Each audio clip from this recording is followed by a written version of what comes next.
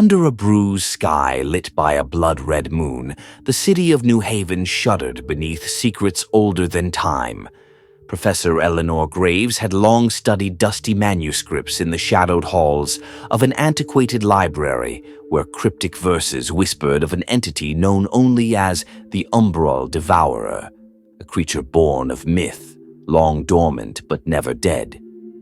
When inexplicable tremors and uncanny apparitions began to plague the modern metropolis, Eleanor's research converged with the stark reality of inexplicable phenomena. A diverse cadre gathered in a cramped subterranean archive beneath the city. A ragtag team composed of scientific skeptic Dr. Jonas Clark, intrepid investigator Lucia Moreau, and an aged folklorist whose eyes held the weight of ancestral secrets.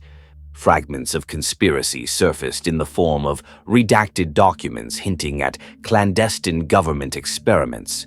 Some whispered that a controversial chemical spill at a hidden lab had inadvertently unlocked a forbidden power, merging science with the ancient forces of superstition.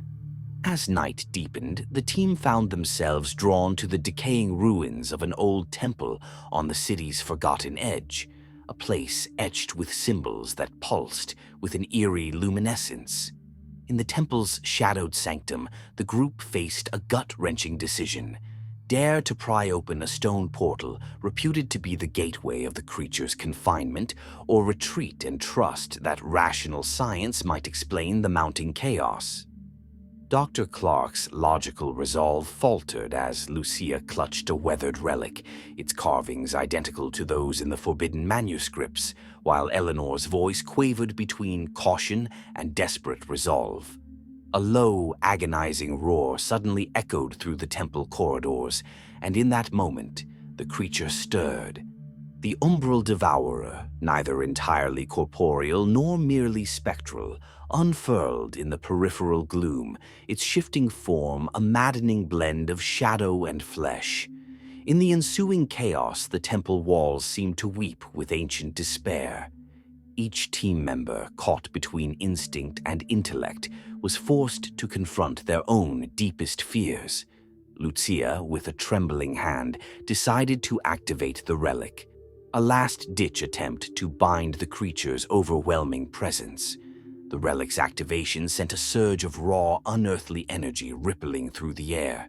For a breathless second, time itself appeared to fracture. The creature's roar was silenced by an otherworldly stillness, as if the fabric of reality was straining to contain a power that defied all comprehension. Then, as abruptly as it had manifested, the Umbral Devourer dissolved into the darkness, leaving behind an oppressive void and a cacophony of unanswered questions. When the first pale light of dawn crept over the horizon, the survivors emerged to find the ancient temple reduced to rubble and the relic shattered into irretrievable fragments. In the quiet aftermath, the city's streets bore a heavy, unsettling silence, a reminder that the night's events had not been a shared hallucination, but a brush with something inexplicably real. The team was left to ponder the lingering enigma. Had they merely encountered a legend resurrected by chance, or had they unwittingly unleashed a force that defied the very boundaries of science and myth?